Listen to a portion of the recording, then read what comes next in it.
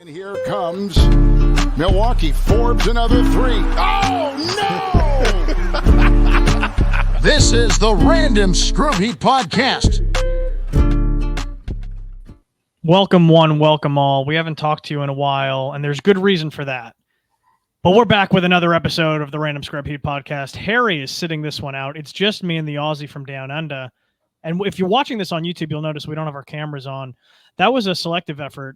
We did not want to have our cameras on. So if you're listening on the podcast, it's going to be the exact same. But we are here to talk about some Miami Heat basketball because we haven't talked to you in a little while since the road trip out west that saw the Heat struggle a little bit. But we're going to pick right up from the last three games here because that's what everyone wants to hear about. It's the most recent thing that we've seen from Miami. They've won 3 in a row here. They beat Orlando. They beat Charlotte. And then the most recent game that just wrapped up here against Brooklyn, a game where Miami looked really, really disinterested. I've never seen a team look more like a team on the second night of a back-to-back than the Heat did in the first half against Brooklyn. And I was telling George before the show started, I was making fun of the Hornets last night for putting up, what was it, 32 points in the first half, saying that's an NBA team, by the way, scoring 32 points. The Heat said, hold on now. We're going to score in the 30s as well in the first half. It was a pure case of just, we don't want to be here. We don't want to be playing basketball in this cold city. And it showed. But then they turned it on in the second half. And mostly to Tyler, who picked up most of the scoring. Jimmy was getting to the line, was amazing. Bam wasn't in the scoring column, but Bam did what he needed to do on the defensive side of the ball. Really just boxing out Claxton nonstop, getting all the rebounds pretty much from Claxton, minus a couple iffy calls for Claxton in the overtime period. But credit to 5 reasons here for some of these numbers and stats. The Miami's now on a 50-win pace and has completed only just the 7th game where Jimmy, Bam, and Herro finished the game together. That seems absurd and insane. I almost combined them there. Things are trending in the right direction, George, but their flaws still need to kind of be addressed if they want to put together another deep playoff run. What do you make about the recent win streak the Heat are currently riding? Is it sustainable, or do you think something else is going to kind of find its way to clog something up? When do we ever have anything sustainable in this team, LJ? We have nothing sustainable. And I don't mean that. Time. Inconsistency is the most sustainable thing that they have. It's the name of the game. It's completely the name of the game with the Miami Heat. When we think that we're doing great, it's when the highs are high, we're happy. And so we should be, because we have to take whatever we can get, because there are some glaring issues with this team. But to focus on something positive, Jimmy Butler's back. Jimmy finally back from his toe injury that was supposed to sideline him for, I think it was a maximum of 3 to 4 games. He's been out for 9 or 10 now. Came back with a 31-point effort. Only missed 4 shots the entire game, but also took, I think it was 19 free throws. So you got to try and integrate that back into the game today. It was a very close game. First half was mostly abysmal from everyone except Jimmy. And it showed because Bam couldn't hit the side of a barn. Tyler was putting on himself to shoot more and to be the facilitator as much as he could as well. He was struggling. But that second half, that kind of rallying cry that Spo must have given in the halftime talk, really put them around. Bam took it personal and crashed the boards. He ended on 20 for the night. Tyler really was exceptional on that run. Like, offensively was exceptional on the run to the finish. And I'm happy to see it because we don't really have anybody outside of Jimmy who's extremely confident in those situations. Like, I'd like to say Bam is as well. Bam does have his moments when the offensive load's put on his back and he needs to perform. But we don't really get that every night. So to have Tyler do that as well, he was phenomenal offensively. Defensively, he's got a lot to fix up. And I'm not saying that to be as a slight to him or anything like that. He just has a lot to figure out when it comes to guarding his man on the switches as well. The switches were kind of weird. He kind of let his man go a couple of times. The body-to-body contact, the fouling, it's not ideal at all. But come playoff time, hopefully he's got a little bit more of a grasp on what he needs to be doing and how he needs to approach those situations. Because tonight he did something very interesting. It was Cam Thomas dribbling it down, and Tyler picked him up and then the screen came, and he instantly switched. He's like, "Get me off him! He has destroyed me the entire night. I can't do this anymore. I can't defend him. I can't stop him from scoring." So he's just get me off him. He switched with Caleb, and I don't mind that. Know your strength and know your limitations, know your weaknesses, and play to them. So I'm happy with the way he closed out the game tonight. But in the overall conversation of how they've played over this last few game stretch, I haven't really had a problem with it. I was happy they kind of lifted their performance the other day against the Hornets when it was D Wade Day, and a quick shout out to D Wade. We love you very much, and you gave a lot of us a lot to be happy about over the years, and it's great to see him just be close to the organization again. That's the only thing that makes me happy in terms of what they could do to kind of salvage whatever they have between the organization and Dwayne Wade. It makes me very happy. But if I'm going to talk about the Heat, you have to talk about the bench because that's what that's what we are. We source players from everywhere. We have a lot of a lot of talent coming through, a lot of questionable pieces as well that we like to discuss. But I'll start with one, and it's probably the biggest and most glaring weakness with the Miami Heat to date, and it's the starting point guard spot with Kyle Lowry. Now, I don't have a problem with Kyle Lowry. I like him a lot. I like what he's done in terms of he's not been the best for us, and not close to what we expected from him, because we thought when we got him he was going to be this offensive powerhouse to really put next to Jimmy and Bam and get them going. When he first got traded, I was extremely excited, and so were many, many other Heat fans. All right, many, many other Heat fans were excited. You were too, LJ. I was not. 100% you were. Anyone close to me in my personal life will tell you I was so not moved by the obtainment of Kyle Lowry. I hated watching him in Toronto. That 2017 was it, or was it 2016 playoff series against the Raptors in the second round? It gave me such a permanent disdain for Kyle Lowry. I hated the way he would throw that big fat ass around, just flopping nonstop and hitting shots that he should not be hitting. And then when he came to my team, I've said it on the postgame show before too. I was like, well, I guess I don't have to hate him as much anymore because he's on my team. He's going to be doing all those things I dislike, but for my team. Little did I know it was just going to piss me off for 82 games instead of the usual 4-6 when the Heat would play the Raptors. But that's my own personal hell. But before you go on, George, about Kyle Lowry, it's funny you bring him up because I wanted to talk about him actually for a second here. He has 2 points in his last 2 games. Not per game, mind you, total. He has averaged 1 point over the last 2 games. So 2 more points than you and I have scored in the NBA recently. No one seems to be overly upset about it, though.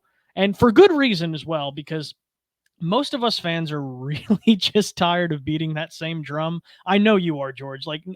It's just not worth our energy at this point. We all know he's not great, but he's what we have at the point guard position. So it's kind of just like a fuck it situation. He's what we got. Let's ride it out and see what he can give us. Will he be on this team after the trade deadline? Probably. Right? What do you think? He will. Here after that? He'll be there. And it's not through any design or any fault. I feel like that's what they're going with. They have a point guard, and forget any adjectives they want to follow or conjunctive sentences. There's nothing else. The fact that he's just a point guard.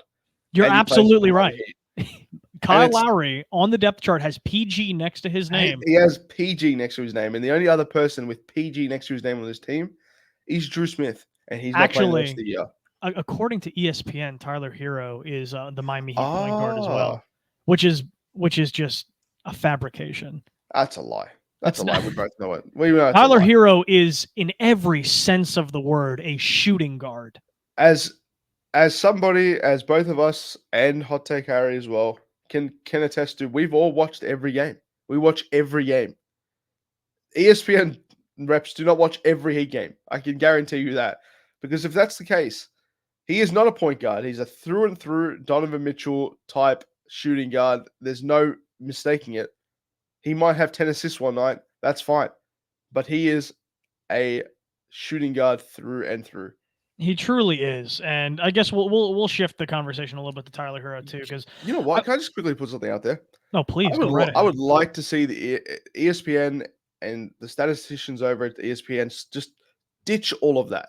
No more point guard, shooting guard, small forward, power forward, center. I just want to see guard, forward, center. That's how it should be. It doesn't make sense anymore. That's In how the it is for position- the All-Star game, right? They don't in they the don't p- classify exactly it by right. that. In this positionless league that we have today, you cannot be putting people under point guard. He's not 1986 anymore. You cannot be going, look at this point guard. He's your job is to pass the ball and shoot when needed, and then so on and so forth with the other 5 positions. People play other positions. You see Victor Wembanyama say the other day, I'll play any position this team needs me to play, and he will. If they say you're playing shooting guard tonight, he goes, okay, I'm still staying in the paint. Like, it does not make a difference. And I don't know why they do that, but we're getting a little bit off topic here. So we'll go back to the whole Kyle Lowry discourse. I think Kyle Lowry is fine for what he is. And he is a tough competitor. He is through and through someone that's going to try his hardest and play as many minutes as possible without shooting the ball unless he has to. Now, he shoots the 3 well, statistically over the season. I wish he'd do more of that, but he's not a spot-up shooter. It's not what he's about. If you're not going to do that, if you're not going to shoot, that's fine. I'd like to see him try and get Bam open more. I'd like to see him run the pick and roll with Bam, or try something in that sort of in that space. I feel like that's the only reasonable thing. I don't think I'm being unreasonable with asking for that. The Heat should look for other options at point guard. I feel like that $30 million expiring contract is an asset if you let it be. Oh, it's But an they're not- asset. All right.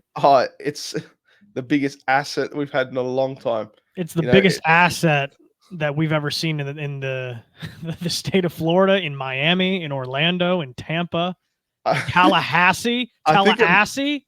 I think it might be the Eastern Conference asset of the week. I think of the year, actually. Of the generation, of the decade, of the Millennium. I think you could make that argument for sure, but you're talking about point guard now, so I mean, let's continue to talk about it.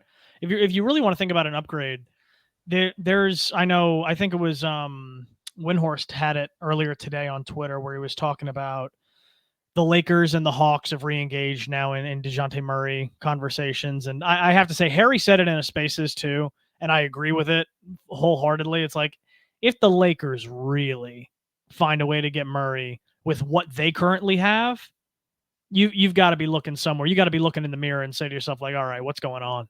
Because the Heat have a better package for DeJounte Murray than the Lakers do. You're not going to find many people that probably disagree with that. I want to ask you this, though, George.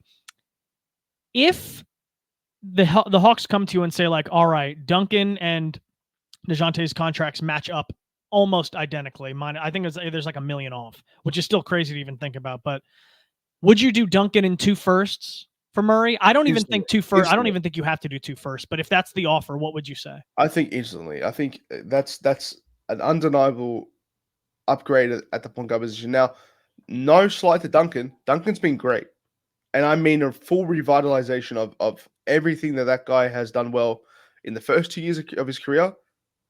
And everything bad he did in the latest 2 years of his career. This season has been a revelation for him.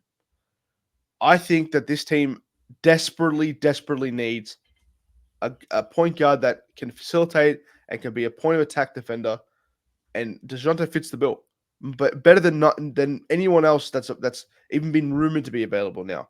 I mean, I think that's a no-brainer. The Lakers have their picks between 2026 and 2030. They have their own picks, both of them. Now, they said that they would like 2 firsts in that deal. He can offer 2 firsts. Now, I think you can make the salaries match a lot easier because of the Kyle Lowry contract. If you're going to be trading away DeJounte Murray, you're kind of, in actual fact, I'm not saying that the Hawks are not going to be trying to compete for a championship this year, but it's very unlikely. You're getting rid of one of your best players. He's been pretty great the whole season. I've had him on my fantasy team for a while. He's been fantastic for me. Nothing but praises sung. But he's also a Rich Paul contracted player. And we know how that goes. Yes, but the Heat have already come out and said that they are interested, or at least been rumored to be interested in him, which is, at least in my opinion, a step in the right direction. That all that is really just like, a moral victory in the sense. That is speculation at best. We know the Heat do not like to give away anything even through the Dame saga. You'd be hard pressed to find anything concrete about that for sure. Anything. We were struggling, and we've got very competent investigative people inside of the basement chat, and also part of our Random Scott Heat podcast. We couldn't find anything. Now, I think that this is just speculation. The fact that he's a point guard, he doesn't play for the Miami Heat. The Miami Heat are interested in him. That's what the Miami Heat are interested in him. There we go. That's it. If it makes sense on paper, it makes sense in the real world. But will they be looking to make that move? I don't know. I Probably think that not. Should. I think they should. But I think there's plenty of other options out there. If you don't want to go down the DeJounte Murray route, the Washington Wizards have someone named Tyus Jones. We've constantly hounded this point, and I really think that he's a very, very competent point guard on any team. Now, in Washington, he's letting his talents waste out just where he is. But a Daniel Gafford and a Tyus Jones for Kyle Lowry, whatever you want to put else in there, makes perfect sense. The Heat have had unfortunately bad luck when it comes to backup center position, the backup center position. But Daniel Gafford fits the bill. He is a very, very competent player with the few minutes he gets. And I'm saying, even as the fact that he is, to my knowledge, one of the only two healthy centers on that Washington team, he still only plays like 23 minutes. I don't get it, but he still puts up 3-4 blocks. He'll block, he'll do what he needs to do. I feel like that's a good move for the Heat on both sides, with Gafford and with Tyus Jones. But the contracts at length is something we have to look out for, because Mickey's made it pretty apparent that he doesn't want to go over a certain bill. I think Andy as well has made it certain that he doesn't want to go and flip the bill for a lot of these players. So you have to look out for the contracts as well. So which puts the Heat in a very uncomfortable position where they have to look for players overperforming for what they're being paid for. And that's what they've done throughout the years. You don't think that that Tyus is just kind of a Band-Aid situation? Or do you think you could see him being more of a long-term piece for them? Because the way I see it, I like him a lot, don't get me wrong. And I like Gafford too, in the sense that anything is better than what we currently have. And that's funny because 3 months ago we were singing the praises of Thomas Bryant. Oh, no, no longer. But do you think that Tyus is more of a Band-Aid? I still think he can be redeemed. Tyus Jones, sorry, not Tyus Jones. Thomas Bryant can be redeemed. Give it time. I don't think it will happen, but I think it can happen. Is it a Band-Aid situation? Absolutely, because right now it's anything can go. You could put Shabazz Napier in there, and he would probably get minutes at the point guard position. I would be open to that as well. Will it happen? They wouldn't even pick up Goran Dragic as a vet presence on a team that desperately needs a point guard. I don't know if they're even going to do this deal. I think it would probably have to. I don't know. I don't think. I said it in the playback today too. I don't think that you're really going to see Murray get moved for 2 firsts. I don't think that's the market for him. That's what the Hawks want. That's why they've come out and said that, which means they haven't been getting that offer. They've only been getting 1 first. I think it's fair. I think it's a fair offer. I don't disagree with that. And I'm saying if they called you or you called them and you made that offer, and I think they would accept it. And I think it is fair for both sides, but I don't think that's what his value is, because the Hawks wouldn't have come out and said, this is what we want, if that's what they were already getting. They're only getting 1 first-round pick offered to them right now, along with a salary match of equal or greater or slightly lesser value, I guess. I don't see that moving up. Maybe there'll be a bidding war for that, because there are definitely multiple teams that could use him, Miami being one of them, and Lakers being another one too, that I still think Miami beats their offer. I think Miami beats a lot of the teams' offers that have been interested in him too, especially the Spurs. Well, maybe not the Spurs. If a Spurs first-round pick would move mountains, I guess, for Atlanta. I don't see why they would do that necessarily, though. Or maybe they'd give Atlanta back one of those firsts that they traded to them. I think that's probably more within the realm of possibility, because Atlanta's like 16-23 right now, I think, off the top of my head. But the main reason here now, as we shift our focus, because this isn't an exclusive trading podcast here. We'll get into that probably, if not next week, the week after that, because February 8th, I think it is the trade deadline, if I'm right. Is that right, George? February 8th? Yes, it is. So we're closing in on being able to really just hone in on that and see the Heat make an important move, because they're treading water right now, and that's okay. But you saw this because today Jimmy Butler comes back. It's all feel-good vibes, right? But just last game, you'll see it. The title of the podcast says it. My picture right here, if you're watching on YouTube, says it. A soul for a soul. You get Jimmy Butler back, you lose Jaime Jaquez for at least a couple weeks, because the Heat said that they're going to be careful with this. They don't want to rush him back. They're going to take their time and let Jaime kind of actually rest from this groin injury. Who threw the lob? Was it Tyler that threw the lob that hurt Jaime? I don't remember. I was drinking during the game. It was not against the Hornets. That's a valid thing to be doing. It wasn't because of the game. I just happened to be somewhere else and watching the game. And if it was Tyler Herro, we have to put a league-wide investigation into this. We really do, because I know where you're going. The amount of times I have seen that man throw a lob to someone or pass someone who's been injured it borders on discrimination. It has to. Like, I don't know. Like, and the way that he wanted Udonis Haslem to be absolutely murdered on one of those lobs. The way he hit the floor, Udonis Haslem, by the way, I'm speaking about. Yeah. When that lob was thrown, I don't know if he thought he was playing 2K and they just give everyone an automatic athleticism boost when the lob comes thrown in.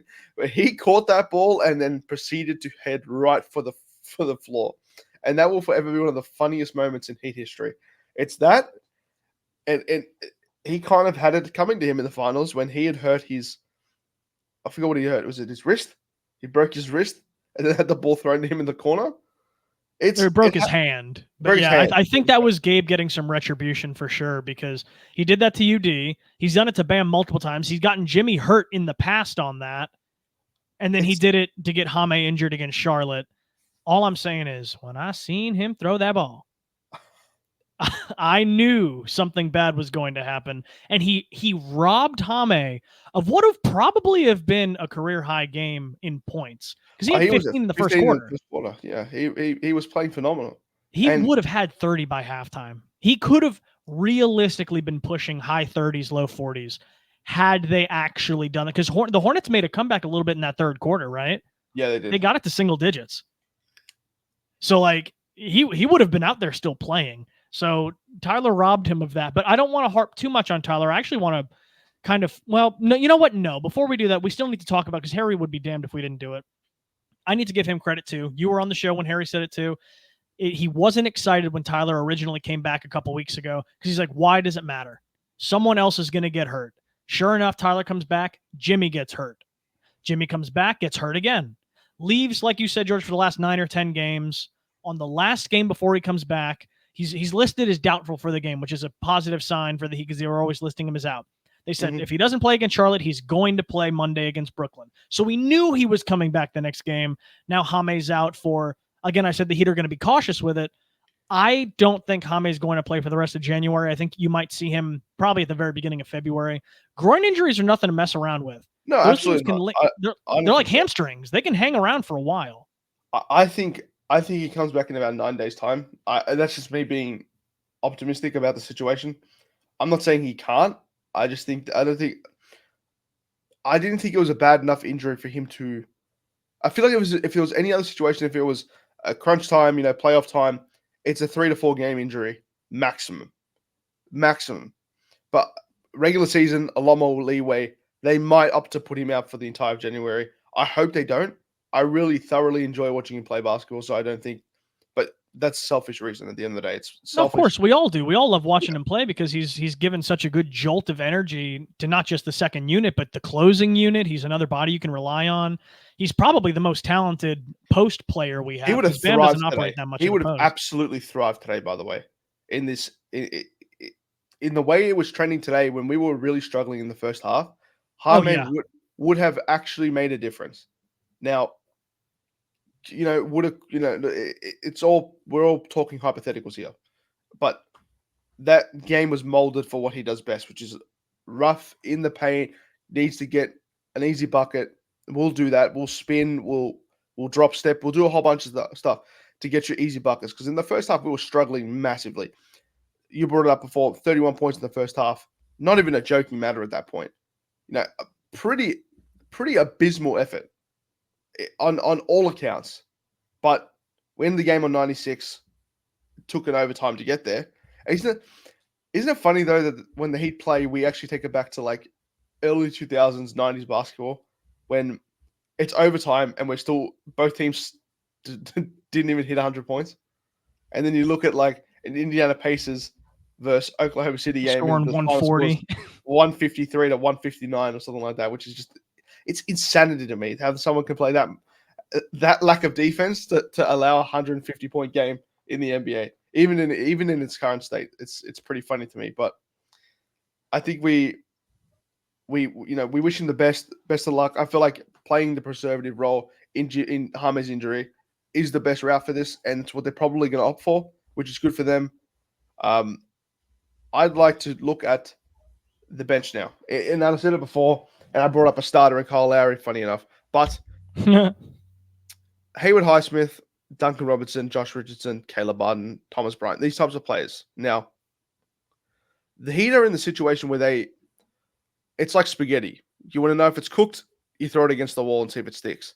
They're looking for anything that sticks at the moment. Now, Josh Richardson closed the game out phenomenal tonight. He played an incredible defensive set. He hit a big triple to bring the game closer before overtime, but shot 3 of 13 today. Now, I'm not angry at the fact that he took 13 shots.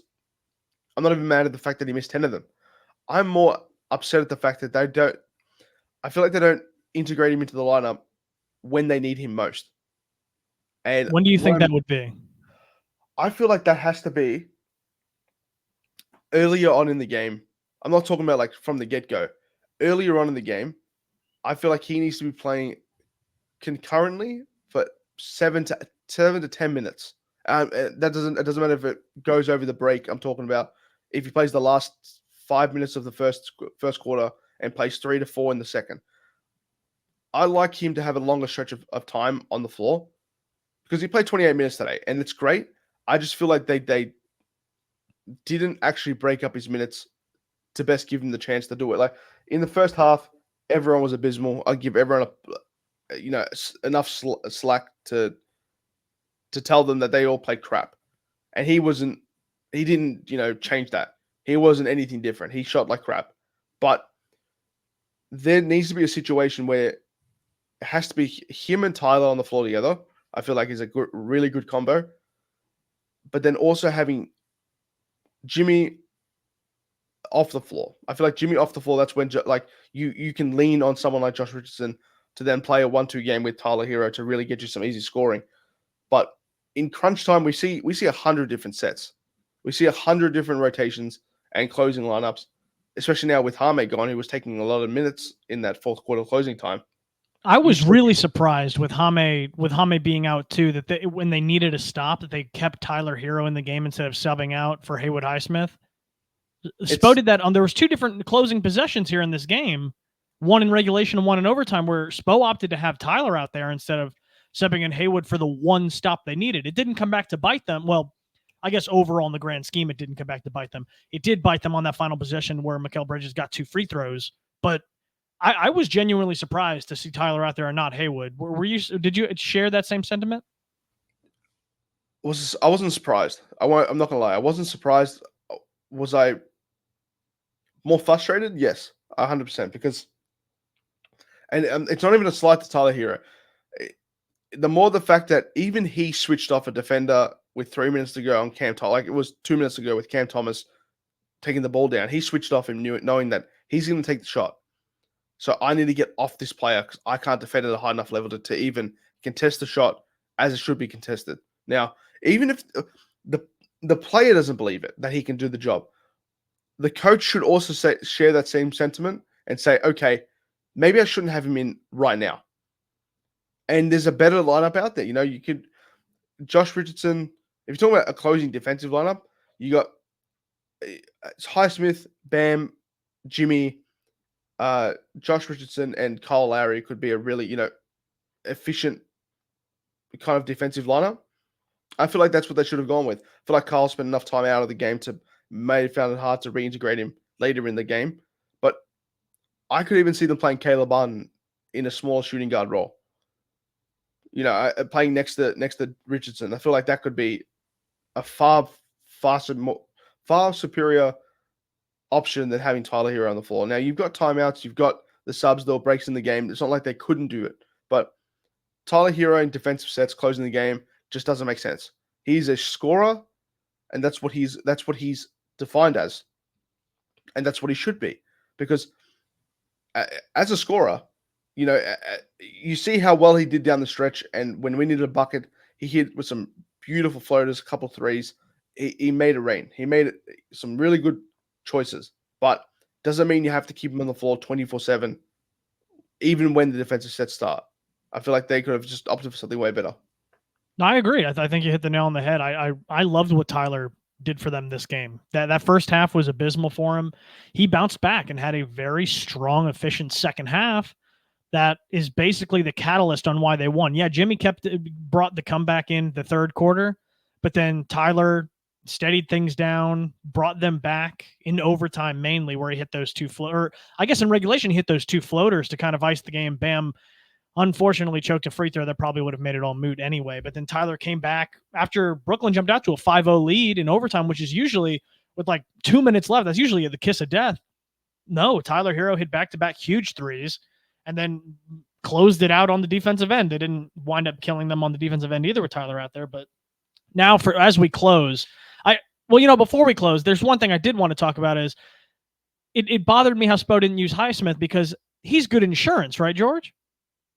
You want to use your good insurance, don't you?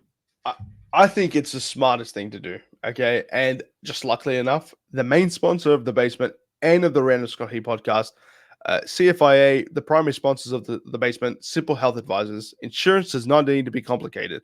Email them or give them a call and tell them that the basement sent you at jpugh@simplehealthadvisors.com. That is JPOUGH at simplehealthadvisors.com.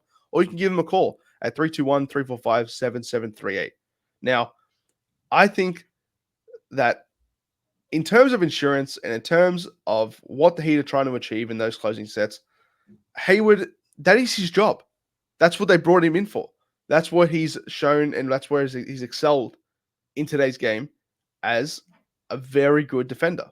Low block, point of attack, can guard to his man, can stick to his man very well. The fact that he had to play 11 minutes tonight is kind of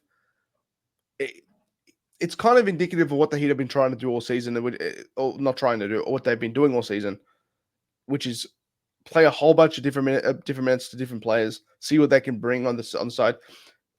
J. Rich having 28 minutes, Caleb having 34. It's kind of a mismatch.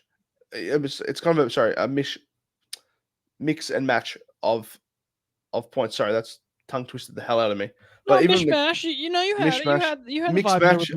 I don't even know. I don't even know what it is. I've only heard it a couple times. I've never ever used that in my entire life. But it plays.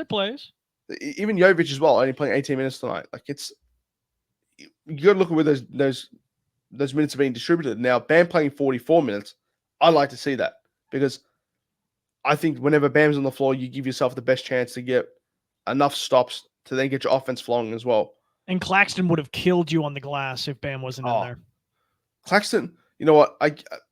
In no way is Claxton anywhere close to what Bam is right now, but Claxton as just a low block defender and can swat a couple shots, and he's just long and athletic. And he showed it. He ripped down a rebound late in the game and then took a few dribbles, was already a half court. I'm like, I didn't even know. I swear to God, like before I saw his number, I did not know who the hell that was. I thought it could have been anybody.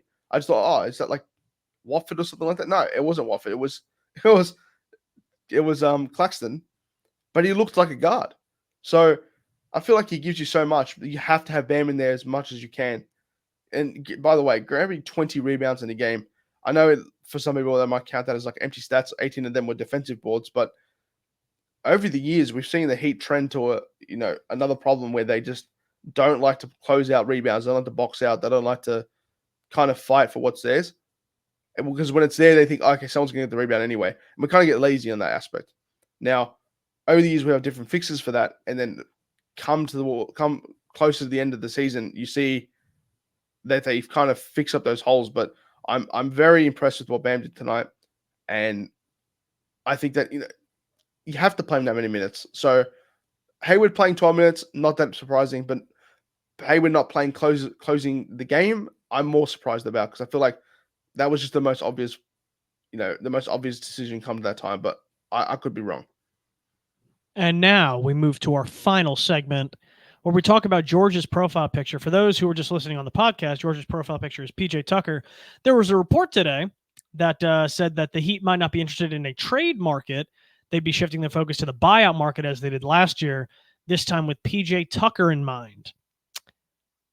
Yeah, I don't have many thoughts for you on that, because I don't think that we need to be moving backwards in years when it comes to our front court players. I think Kevin Love already has the veteran leadership savvy and the gray hair down pat for our front court. I don't think we need a PJ Tucker that has not scored an NBA point since November 14th. I don't think we need that, a player who can't get on the court. I don't think we need a 38-year-old, personally. But, George, for your profile picture's sake, how do you feel about the idea of PJ Tucker? I know earlier today you were on board with the idea. Has that opinion changed? Initially, I looked at it and said, okay. And in my tweet, I mentioned he did pioneer with Bam the best front court this team's ever seen. And he was 35 years old. Now, I'm not worried about the fact that he's 38 if the Heat did opt to get him. And initially, I was like, okay, another veteran, someone who's cheap in the buyout market, you'd pretty much lose nothing for him unless, which I'm going to reference something that Hot Tech Harry said. If you have to give a pickup to then make the salary sacrifice to get someone like PJ, it's just not worth it. And I completely concur with that sentiment. It has to be the case where it has to be for him coming in for nothing. But the more I looked into it, the more I spoke about it, and the more that people spoke to me about it, it opened my eyes to the fact that we don't actually need someone forget that position. We play, like I was talking before, as a positionless game, but it needs to be the fact that he just doesn't get minutes here. He doesn't make his breakthrough here. I don't think he plays in front of Hayward Highsmith. I don't think he plays in front of Caleb. Jovic, hell no. I think he's played phenomenal so far. I think he's shown a lot that you could actually lean on that come close to the end of the season. Kevin Love as well has played unbelievable basketball up to this point. And you're right, he has that veteran presence down pat, and that's his motto. That's what he hangs his hat on at the end of the day, and it's great. I'd really liked it for the fact that he was a good locker room guy, but he'd have so many more glaring and pressing issues at hand. I feel like it's kind of completely moot at this point to then go out and try and get yourself a PJ Tucker when you have so many holes in the guard position. You have Kyle Lowry, you have Tyler Herro, you have Josh Richardson, and Duncan Robertson. And Duncan could be classified as a forward as well. He's 6 foot. Was it 6'6", 6'6", 6'7"? I think he might even be 6'8". 6'8"? Yeah, I think the first number that came to my head was 6'8", but we'll fact check in a second. But I think you're right. He doesn't get. I feel like he's at that point he's competing with minutes on the level of like a Thomas Bryant, where he had like 5 minutes tonight. And there's just no point of trying to go get yourself a guy like that. If you want someone like that so badly, let him retire and then bring him on as a coach, or as an advisor. Do something like that. But you're right. He doesn't really get time on this roster. I don't really see the sense in it. But if it happened, I wouldn't be overly upset about it. In the grand scheme of things, if we gave up nothing. I definitely wouldn't be banging my head against the wall if they got him, but I would definitely be rolling my eyes. Like, it wouldn't break me mentally. I would just definitely have a huge exhale moment and be like, we're doing this. We're really running it back in the purest sense of the form when people wanted to run it back 3 years ago, and now they are doing it. Whatever. This is the new normal. They like their team, accept reality, blah, blah, blah. We'll get into more of that, though, in the coming weeks, as I previously mentioned. Thank you guys so much for tuning in for another episode of the Random Scrub Heat podcast. We wanted to keep this one relatively short. especially with Harry not yapping up a storm on the pod. I love you, Harry, so much. Thank you guys so much for listening, spending some time with some random scrubs like me and George. We'll catch you guys in the very next episode of the Random Scrub Heat Podcast. Take care, and remember, be good people. Need a stop and a rebound. Fournier for three. That was the Random Scrub Heat Podcast.